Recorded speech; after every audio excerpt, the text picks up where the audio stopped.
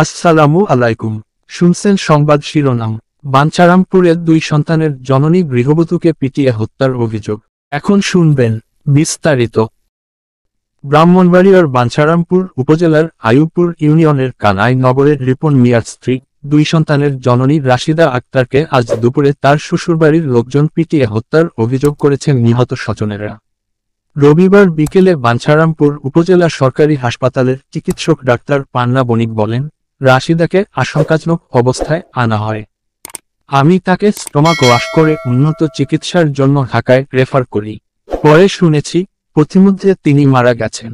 Bancharampur model থানার officer in charge Hasan Jamil খান বলেন, আমি বিষয়টি শুনেছি, এখনও লিখিত অভিযোগ পাইনি। পেলে তদন্ত সাপেক্ষে ব্যবস্থা নেওয়া হবে। এটি হত্যা নাকি আত্মহত্যা সেটি ময়না তদন্ত করলেই জানা যাবে। লাশ ময়না তদন্তের জন্য জেলা হাসপাতালের পাঠানো হয়েছে। নিহত রাশিদার পিতা পৌরসভার 10 গ্রামের গিয়াস উদ্দিন ও রাশিদার ফুফু আসমা আক্তার জানান, আমাদের মেয়ে রাশিদাকে পিটিয়ে হত্যা করে পেরির ওষুধ দিয়ে আত্মহত্যার নাটক সাজিয়ে এলাকায় প্রচার করে। কিন্তু সে আত্মহত্যা কেন করবে? তার 4 বছর বয়সী 2টি ছেলে রয়েছে।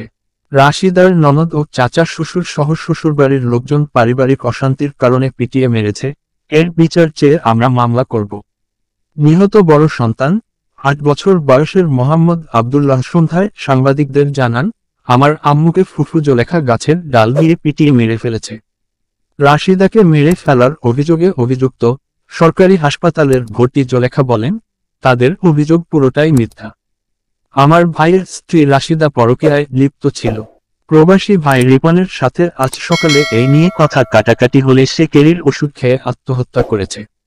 পরকীয়ার বিষয়টি আমরা রাশিদার বাবা মাকে আগেও জানিয়েছি।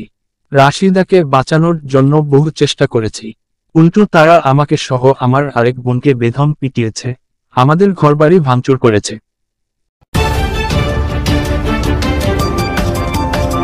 ব্রাহ্মণবাড়িয়া 24.নিউজ।